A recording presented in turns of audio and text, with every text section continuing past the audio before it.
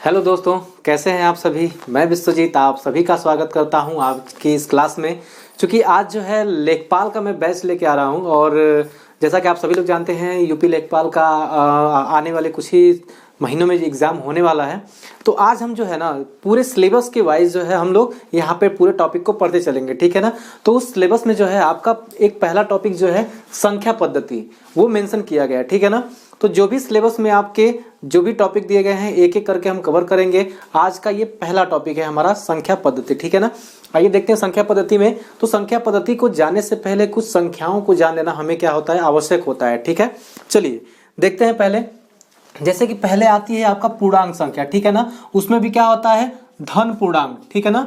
धन पूर्णांक संख्या। अब देखिए धन पूर्णांक संख्या क्या है। धन पूर्णांक संख्या में जो कि 1, 2, 3 ऐसे करते करते जो है अनंत तक जाती है उसको कहते हैं धन पूर्णांक संख्या, ठीक है ना। जो 1 से स्टार्ट होकर के अनंत तक जाए उसको धन पूर्णांक कहते हैं, ठीक है ना। अब जरा ध्यान से सुनिएगा। अगर बात करें हम ऋण पूर्णांक की, ठीक है ना, बात करें अगर हम ऋण पूर्णांक, ठीक है, ऋण पूर्णांक संख्या की बात की जाए तो जरा ध्यान दीजिएगा। ऋण पूर्णांक में ये होता है कि अनंत से आती हुई संख्याएं -3, -2, -1 तक, ठीक है ना। यानी कि जो भी संख्याएं माइनस में होंगी उनको हम क्या कहेंगे, ऋण पूर्णांक संख्या कहेंगे, ठीक है ना। तो अनंत से आकर के कहां तक आती है, माइनस से। अब इधर आप चलेंगे तो 0, 1, 2, 3, 4 फिर स्टार्ट हो जाएगा, ठीक है ना। तो यहां से ये जो पूर्णांक संख्या है इनको कहते हैं ऋण पूर्णांक संख्या।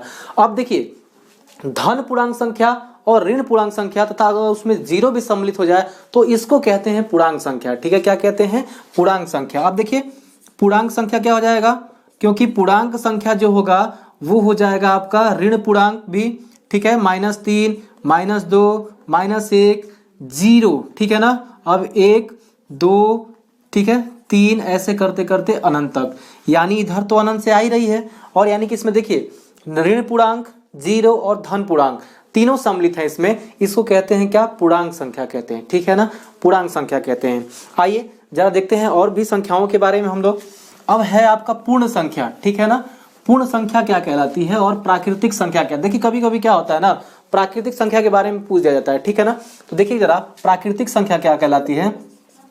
प्राकृतिक संख्या जो होती है बच्चों वो होती है आपका जो संख्या 1 से स्टार्ट होती है, ठीक है ना। जो संख्या 1 से स्टार्ट होकर के अनंत तक जाती है उसको कहते हैं प्राकृतिक संख्या, ठीक है ना। अब इसी में क्या होता है, पूर्ण संख्या होती है, ठीक है ना। एक होती है क्या, पूर्ण संख्या, ठीक है, जिसको होल नंबर भी कहते हैं पूर्ण संख्या। पूर्ण संख्या किसको कहते हैं, जो संख्या 0, 1, 2, 3 ऐसे स्टार्ट होकर के अनंत तक जाए उसको क्या कहते हैं, पूर्ण संख्या। अब देखिए नेचुरल नंबर में क्या है आपका 1 से स्टार्ट होकर अनंत तक जा रही है संख्याएं और पूर्ण संख्या में 0 से स्टार्ट होकर जाती है। पूर्णांक अलग होता है, ठीक है ना, और यहाँ पे पूर्ण संख्या अलग है, ठीक है। अब देखिए जरा ध्यान से, ये प्राकृतिक हो गया 1, 2, 3, 4, 5 ये धन पूर्णांक में आ जाएंगे आपके, ठीक है। और पूर्ण संख्या जो है 0 से स्टार्ट होती है और 1, 2, 3, 4 करके ऐसे जो है आपका अनंत तक जाती है, ठीक है ना। अब आइए अगला हम देखते हैं इसमें। क्योंकि क्या है ना, कभी कभी बच्चों थोड़ा से ही क्या होता है, क्वेश्चन गलत हो जाता है और कंपटीशन एग्जाम में ये कोई बहुत बड़ा एग्जाम नहीं है। इसमें जो मैथ के क्वेश्चन आते हैं बहुत ही बेसिक लेवल से उठा जाते हैं, ठीक है ना। अब देखिए यहाँ पे अब क्या है, आगे जब हम बात करते हैं इसमें सम संख्या, बहुत सारे बच्चे जानते होंगे सम संख्या, लेकिन मैंने इस पूरे वीडियो को जो है मैं पूरा बेसिक से स्टार्ट करूंगा और एक हाई लेवल तक हम इसमें पढ़ेंगे, ठीक है ना। देखिए यहाँ पे अब क्या है, अब यहाँ पे हम पढ़ने वाले हैं सम संख्या। सम संख्या सभी लोग जानते हैं, ठीक है ना। और सम संख्या होती क्या है, ऐसी संख्या जो 2 से कट जाए, ऐसी संख्या जो 2 से कट जाए उसको सम संख्या कहते हैं। जैसे 2 है, 4 है, 6 है, 8 है, 10 है, ऐसे करते करते जो है आपका अनंत तक, ठीक है। ऐसी संख्याएं जो 2 से कट जाएं, जैसे देखिए 2 से ये भी कट जाएगा, 2 से ये भी कट जाएगा, 2 से ये भी कट जाएगा, 2 से ये भी, यानी 2 से सारे कट जाएंगे, ठीक है। तो इनको हम कहते हैं क्या, सम संख्या कहते हैं। अब आती है यहीं पे बात विषम संख्या की, ठीक है, विषम संख्या की। अब विषम संख्या क्या कहलाएगा, विषम संख्या कहलाएगा जो 2 से न कटे। देखिए कभी कभी क्या होता है ना, यहाँ पे भाज्य और अभाज्य, सम और विषम में बहुत सारे विद्यार्थियों को कंफ्यूजन हो जाती है, ठीक है ना।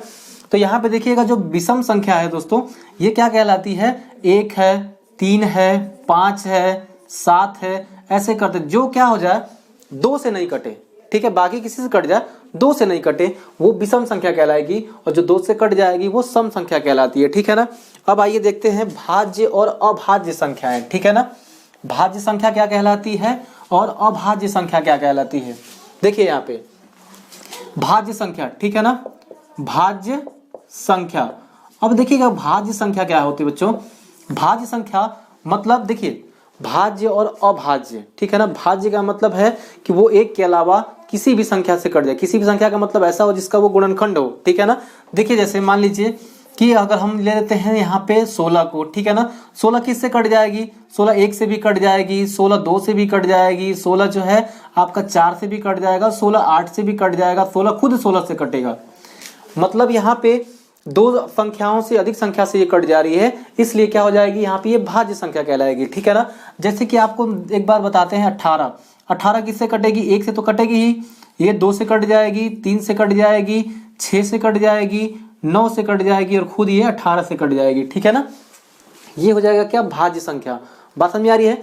तो भाज्य संख्या का मतलब ये हुआ जो 2 संख्याओं से अधिक संख्या से ये कट सके, ठीक है ना।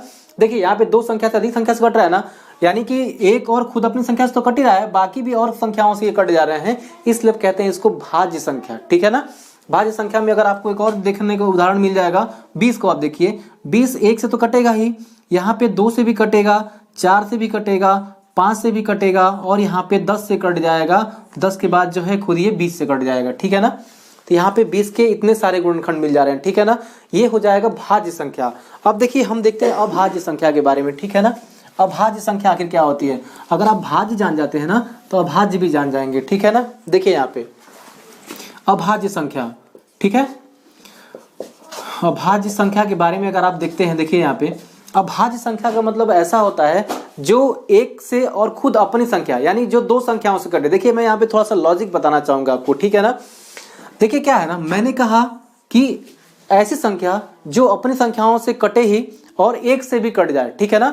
अपनी संख्या से तो कटे ही और 1 से भी कट जाए, उसको कहते हैं क्या, अभाज्य संख्या कहते हैं। देखिए जैसे मान लीजिए 2, ठीक है ना, 3, ठीक है, 7, ठीक है, और हो गया आपका 11।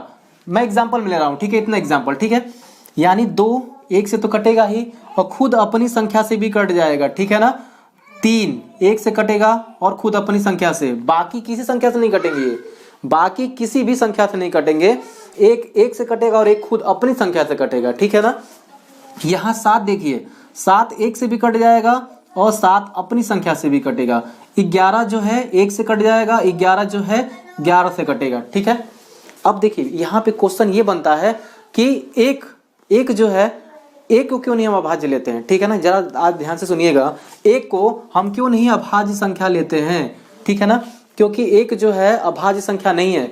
अगर ऑप्शन में आ जाता है ना तो बहुत सारे लोग एक को भी मार देते हैं, लेकिन एक जो है अभाज्य संख्या नहीं है। क्यों नहीं है एक अभाज्य संख्या, क्योंकि एक तो सिर्फ एक ही से ही कट रहा है, यानी अपनी ही संख्या से कट रहा है। हमको यहाँ पे कटने के लिए कम से कम 2 संख्याएं चाहिए। कितनी संख्या चाहिए, 2।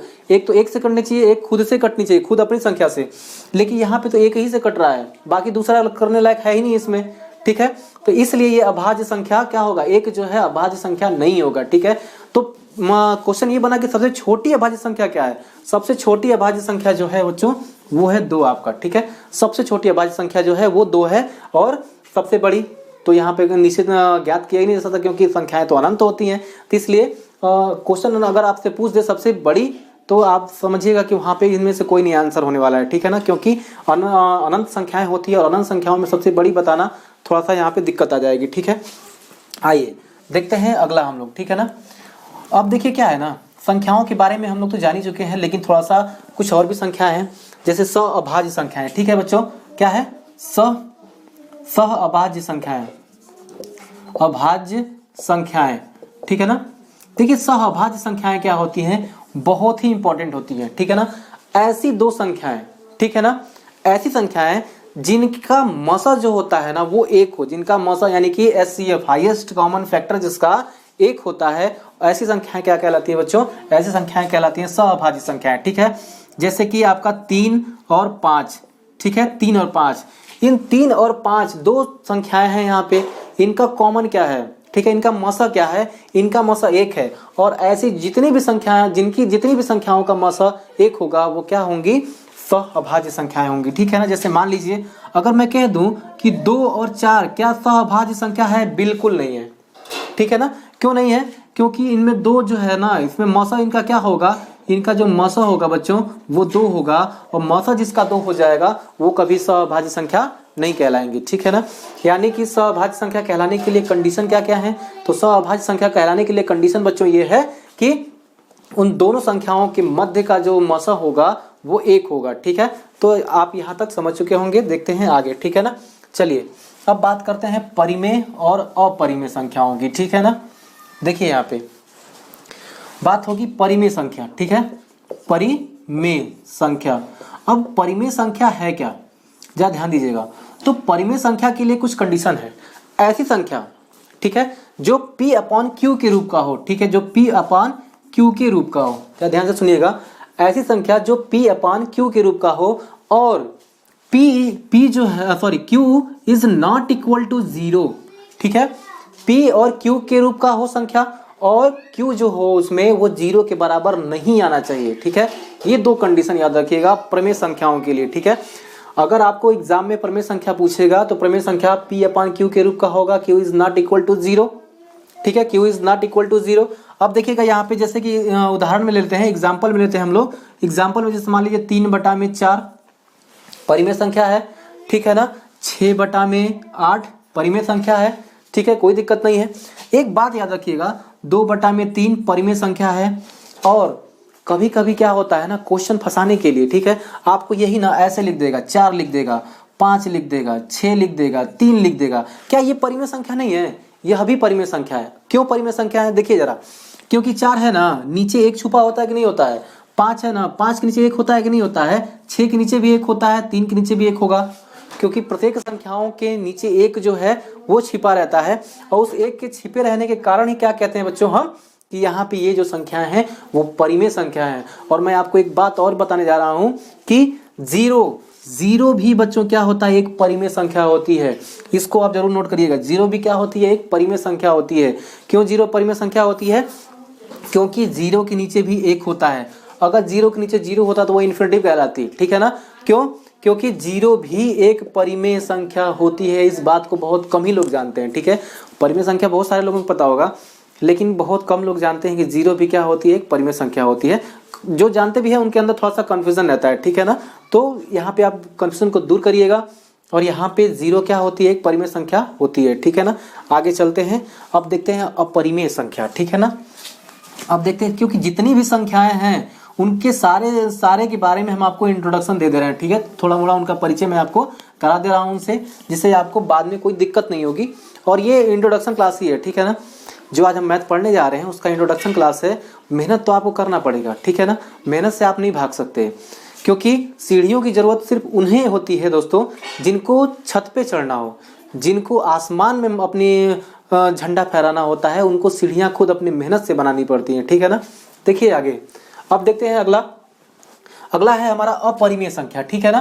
अपरिमेय, ठीक है, अपरिमेय संख्या। अपरिमेय संख्या क्या होता है, या ध्यान से सुनिएगा। अपरिमेय का अर्थ होता है कि देखिए, ऐसी संख्या जो P/Q के रूप का न हो, ठीक है ना। ऐसी संख्या जो P/Q के रूप का न हो, ऐसी संख्याएं कहलाती हैं अपरिमेय संख्या, ठीक है ना। जैसे कि इसमें आपको एग्जांपल मैं दे दे रहा हूं, ठीक है ना।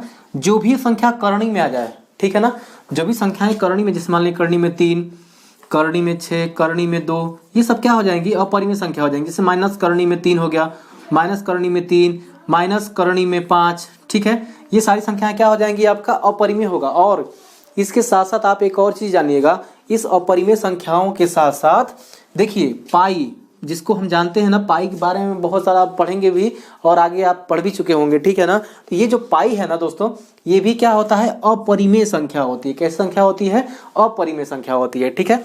तो यहाँ पे बहुत सारे हम संख्याओं के बारे में जाने, ठीक है। एक संख्या छूट रही है आपकी, वास्तविक संख्या, ठीक है। वास्तविक संख्या छूट रही है, आइए उसको भी हम लोग कंफर्म कर देते हैं यहाँ पे, ठीक है। आखिर वास्तविक संख्या क्या होती है, देखिए वास्तविक संख्या क्या होती है दोस्तों। अगर हम बात करेंगे वास्तविक संख्या की, ठीक है ना, वास्तविक संख्या, तो वास्तविक संख्या में जो है ना, परिमेय और अपरिमेय दोनों संख्याएं आ जाती हैं, ठीक है ना।